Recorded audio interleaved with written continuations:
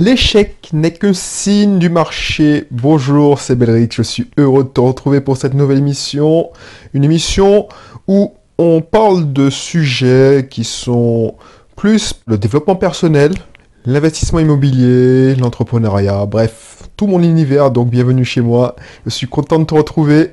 Donc, je te posais pour commencer une question que tu vas peut-être trouver conne. Est-ce que les échecs te minent le moral? Voilà. Est-ce que les échecs te minent le moral? Peut-être que tu ne te lances pas dans ton activité ou dans un projet parce que justement tu as trop peur d'échouer, tu as trop peur de l'échec. Est-ce que tu en as marre de voir que les autres réussissent et puis toi, tu donnes tout ce que tu as et que tu galères? Donc si ces questions t'interpellent, si tu es curieux d'avoir, je sais pas, mes réflexions, voilà, reste. Si c'est la première fois que tu tombes sur cette émission, que tu sois sur YouTube, Facebook, sur toutes les plateformes de podcast, parce qu'elle est diffusée, je ne compte même plus le nombre de plateformes. Donc, c'est un podcast, c'est une émission, on discute de développement personnel, je l'ai déjà dit, d'entrepreneuriat, d'investissement immobilier, parce que c'est mes domaines de prédilection. Je suis Belric, je suis entrepreneur investisseur. J'étais responsable informatique à Lyon et maintenant je vis en Martinique parce que je me suis rapproché de mes parents et puis j'ai atteint une certaine indépendance financière. Donc, si ça t'intéresse, ces sujets, donc tu cliques sur le bouton s'abonner, suivre, je ne sais pas sur quelle plateforme tu es, et puis on y va pour cette émission. Voilà. Alors, si je te posais ces questions, est-ce que les échecs te minent le moral? Peut-être que tu n'as peur de te lancer parce que tu as peur d'échouer. C'est que moi, j'étais comme ça, tu vois. Dès petit, les échecs, mais voir les gens qui réussissent avec une facilité parce qu'ils ont peut-être obtenu un don. Ils ont une certaine facilité. Moi, ça me minait, tu vois, ça me minait parce que, voilà, je vais pas revenir sur mon passé d'ancien gros, mais quand j'étais petit, tu vois, voilà, je galérais, je sais pas, moi, avec les filles, déjà pour aborder une fille, voilà, discuter avec une fille, normalement, voilà, c'était un monde pour moi. Quand je voyais que je me défonçais au sport, alors que j'aurais pu faire comme les autres, qui n'aimaient pas le sport, c'est-à-dire se faire dispenser. Moi, je donnais tout ce que j'avais. Alors, même ce que j'avais, c'était pas grand-chose, parce que j'avais quand même quelques kilos en trop, enfin, beaucoup de kilos en trop. Donc, voilà, et j'obtenais à peine la moyenne. On a l'impression que les profs de sport me donnaient la moyenne parce que, voilà, ils avaient pitié de moi. Donc, voilà, ça te fait... Voilà, tu te dis, mais purée, mais je galère comme un yinche. Et voilà, je n'obtiens pas les résultats que j'aurais aimé avoir, alors que certains, voilà, ils ont un beau physique, ils sont minces, ils sont athlétiques, voilà, ils font tomber toutes les filles et dans un claquement de doigts, alors que moi, voilà, je ne peux même pas parler à une fille, quoi. Donc voilà, peut-être que toi, alors je sais pas si tu as le même passé que moi, mais voilà, toi tu galères même aujourd'hui, tu vois, parce que tu te donnes à fond, par exemple dans ton milieu professionnel, dans ton job, dans ton travail, tu vois que voilà, tu ne récoltes pas les fruits, tu n'es pas récompensé à ta juste valeur, il y a un gars qui scie à les pompes de ton boss et puis qui obtient toutes les faveurs, voilà, j'ai déjà vu, donc ça te révolte. Même si tu es entrepreneur, tu as fait comme moi au début, quand j'ai commencé à suivre des personnes qui faisaient des millions à chaque lancement, c'était facile pour eux, ils te répétaient que c'était facile, regardez, tu commençais à acheter leur formation, regardez comment c'est facile de faire de l'argent, en un claquement de doigts, en une semaine, je me fais 1 million, 2 millions, là, ça te mine le moral, tu es content. Alors tu es content, tu te dis, ah ouais, s'il a réussi, ça te donne de l'espoir, voilà, c'est une dualité, ça te donne de l'espoir, tu te dis, ah ouais, effectivement, quand la personne se présente, moi je suis un gars qui sort, je sais pas, moi je pourrais plus te raconter que je suis un gars qui sort du ghetto, j'ai grandi à Cité-Bonheur, donc c'est pas la cité la plus huppée de Martinique, mais voilà, je veux pas me la jouer comme ça, et même si je me la joue comme ça, Je te dirais pas que voilà, c'est facile, regarde, fais comme moi. Effectivement, peut-être en une semaine, je fais beaucoup plus d'argent maintenant que beaucoup de personnes, mais ça, c'est un travail de longue haleine. Tu vois le résultat. Et c'est ce que je reproche à ces personnes-là. Alors effectivement, il faut qu'ils donnent de l'espoir aux gens.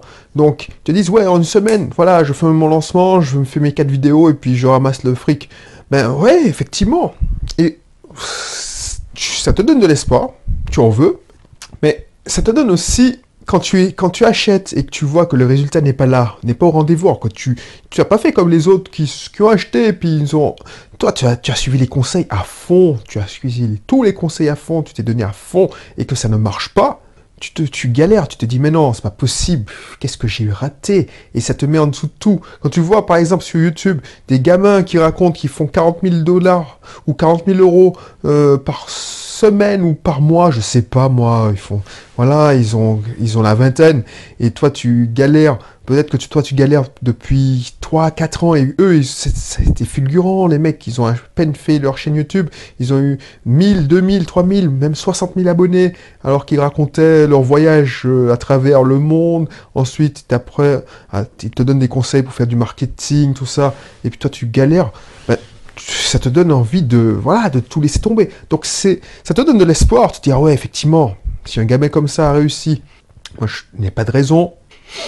Et puis, ça te mine le moral quand tu essayes.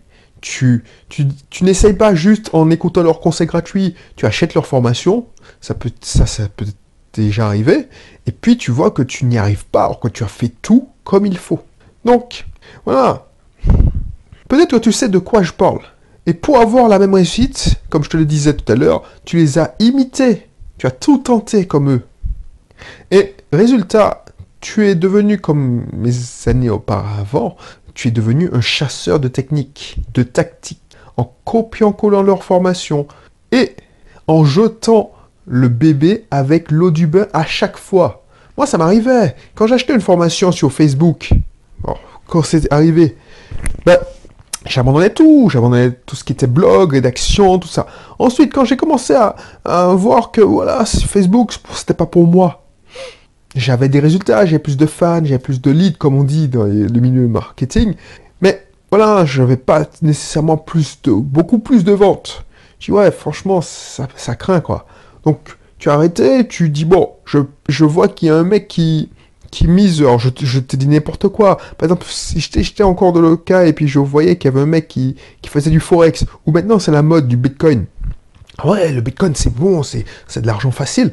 Et j'aurais pu dire, ouais, ben maintenant que tout le monde en parle et que j'y ai investi, alors j'étais plus au courant, parce que j'ai entendu parler du Bitcoin il y a 3, 4 ans, je sais même pas.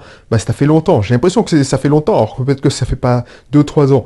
Bref, j'aurais pu dire, ouais, puis ouais, je tente le coup, j'achète 100 dollars de Bitcoin, et puis aujourd'hui, je serais riche.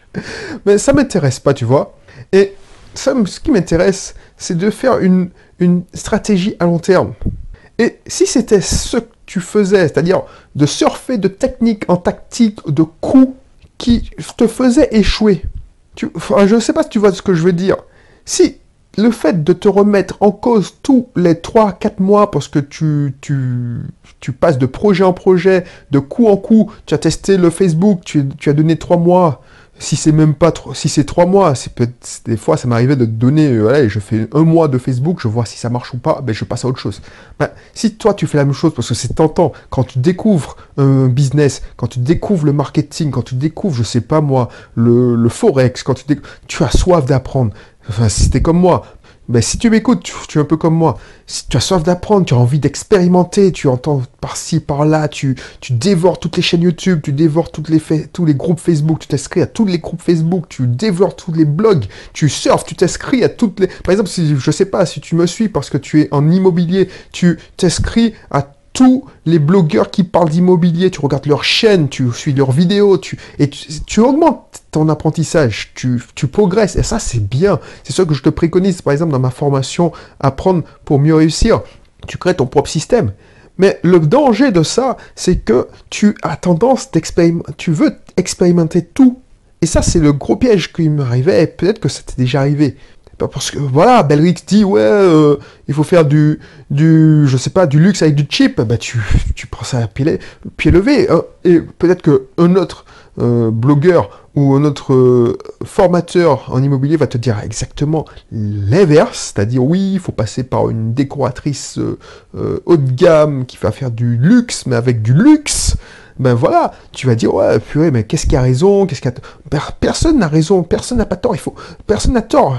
Il faut trouver, avec tout ce que tu fais, le bon, la bonne recette, parce que voilà, ma recette fonctionne, je te donne ma recette, d'autres te donnent leur recette, mais il faut que tu fabriques ta propre recette. Et c'est pour ça que peut-être que tu échoues. Moi, j'échouais parce que je voulais copier-coller les recettes toutes faites. Voilà.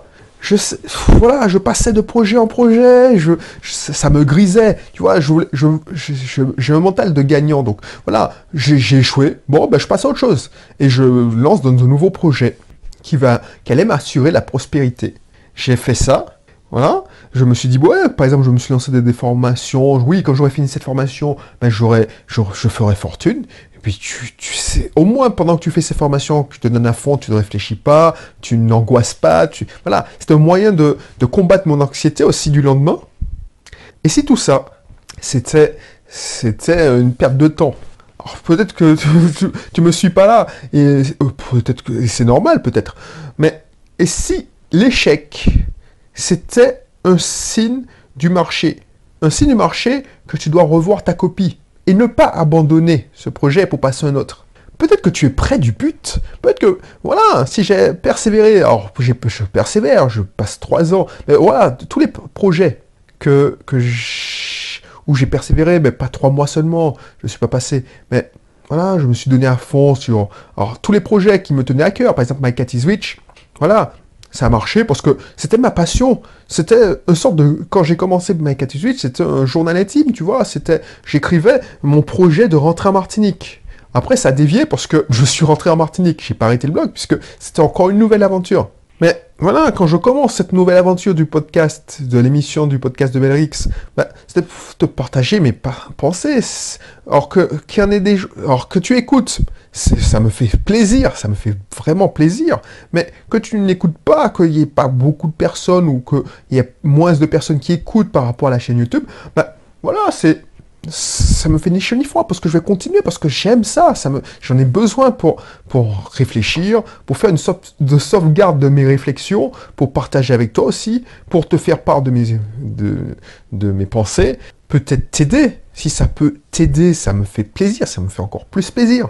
Et franchement, si tu étais près du but, tu vois, j'ai réalisé que la différence entre le succès et un échec ne tient bien souvent qu'à un détail, quelques détails même. Un grain de sable.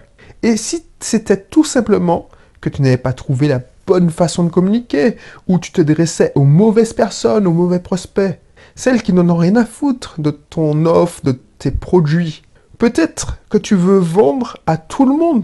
Je pense que tout le monde a une chose à transmettre, à proposer à ses semblables. Tu vois, j'en avais parlé dans une émission précédente, c'est-à-dire que nous n'avons pas de vraie mission sur Terre.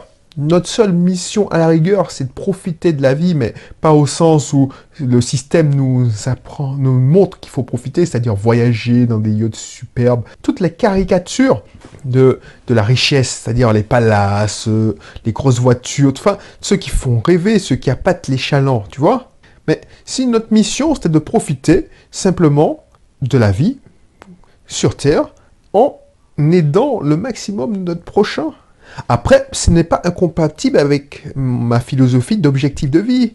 Tu peux avoir plusieurs objectifs de vie, je sais pas moi, monter une association caritative, faire un empire immobilier, je sais pas moi. Tu peux même en changer, mais ta véritable mission, voilà, tes objectifs de vie te montrent, t'occupent, te font apprécier mieux la vie, mais si justement ta mission, justement c'est ça, ton objectif de vie t'apprend à mieux apprécier la vie, mais ta mission sur Terre, c'est tout simplement de profiter de la vie en ayant des objectifs de vie. Voilà, donc je m'éloigne du sujet, mais ça a un rapport. Seulement, Tu vois, l'échec pour moi, ça fait partie de la route. Il faut aimer accepter l'échec, non pas comme une résignation, ça c'est, je ne cautionne pas, je ne me résignerai jamais, mais voilà, mais comme le signe d'une mauvaise direction, de mauvais cap, que ton cap n'est tout simplement pas bon. Il faut voir le succès comme une minuscule île, de même pas 5 km², tu vois, moi je vis sur une île, alors elle est plus grande, mais tu vois, même pas 2 km², voilà, une minuscule, dans l'immensité de l'océan, tu vois. Et toi, tu es dans un bateau, et c'est comme si, à chaque échec, tu changeais de cap à 180 degrés. Tu es d'accord avec moi? Si tu changes de cap à 180, par exemple, tu passes de Facebook, alors je te parle de commerce en ligne, mais ça peut être aussi l'infoprenariat, ça peut être aussi un business, genre un business physique, comme l'auto-école, le libéral, tu vois? Si à chaque échec, à chaque fois que tu tentes, tu changes tout autour de stratégie, ben, au bout d'un moment, tu tournes en rond, puisque 180 plus 180, ça fait 360. Donc 360 degrés, ça fait un tour complet. Donc tu tournes en rond. Même si tu tournes de 90, alors je dis pas qu'il faut pas changer radicalement. Si vraiment tu te rétames et que tu vois que dans ton fort intérieur, tu te dis, bon non, c'est pas possible, je me suis trompé. C'est pas pour moi. Si tu sais que c'est pas pour toi, ouais, change. Mais à chaque échec, tu changes à 180, voilà, tu vas tourner en rond.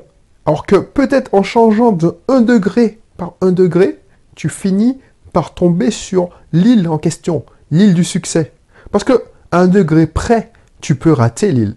Si tu as changé de cap à 1 degré près, alors que c'était loin du succès, puisque c'est un chemin pour moi, c'est un chemin, c'est comme si tu traversais, tu partais de métropole, tu partais de Paris, enfin pas Paris, mais Marseille, et puis tu disais, bon, je vais venir en Martinique. Si tu te tapes, si ton instrument de bord est défaillant d'1 degré, eh ben, tu finis pas en Martinique, mais tu finis, alors d'1 degré au sud, tu finis, je sais pas moi, au Brésil, et puis d'1 degré au nord, tu finis à New York. Voilà.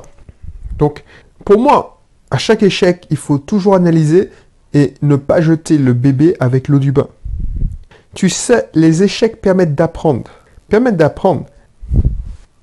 Dans notre société occidentale, parce que, effectivement, nous, on se revendique, alors, je sais qu'en Martinique, en Guadeloupe, on est plus près des Amériques, on se revendique, mais on est occidentaux, hein. On a été colonisés par des occidentaux, donc même les anglophones, les hispanophones, les Cubains, tout ça. Alors, les Cubains sont devenus indépendants, donc ils sont un peu oubliés, mais il y a toujours une empreinte occidentale. Donc, nous, les occidentaux, on voit l'échec, alors les occidentaux, les latins, je dis bien, les latins, on voit les échecs comme une tare, c'est mal. Alors que les anglo-saxons, au contraire, la voient comme de notre œil, on nous apprend à l'école à ne pas échouer, parce que c'est mal. Alors que bien maîtriser, en tirer les bonnes conclusions, les bonnes leçons de ces échecs, cela peut te changer ta vie de manière radicale. J'ose dire, il faut apprendre à aimer ces échecs. Et si tu veux continuer à approfondir la discussion, je te mettrai dans la description mon programme Vaincre sa peur de l'échec pour mieux réussir. Nous ferons ainsi ensemble des exercices. Je te montrerai que pour bien réussir, il faut échouer parfois souvent. Ne regarde pas les résultats de tel ou tel chanteur, de tel ou tel sportif. Je ne sais pas si tu es fan de tel ou tel sportif, de tel ou tel chanteur, de tel ou tel, je sais pas moi, homme d'affaires, de tel ou tel blogueur. Ne regarde pas leur success story. Regarde leur parcours, regarde leur chemin. Parce que bien souvent, par exemple, si tu suis certains blogueurs, il y a des vidéos bling-bling, où ils te montrent leur villa, leur palace, mais bien souvent, il y a des vidéos plus intimes où ils te racontent et tu discernes leurs galères. Parce que eux aussi, ils ont beaucoup échoué, ils ont souffert, et c'est ça qui les a forgés. Voilà, donc si ça t'intéresse de continuer la discussion, je te laisserai cliquer sur le lien pour continuer la discussion dans le programme privé « Apprendre à vaincre sa peur d'échouer pour mieux réussir ». Sinon, je te retrouve pour une prochaine émission. Allez, bye bye.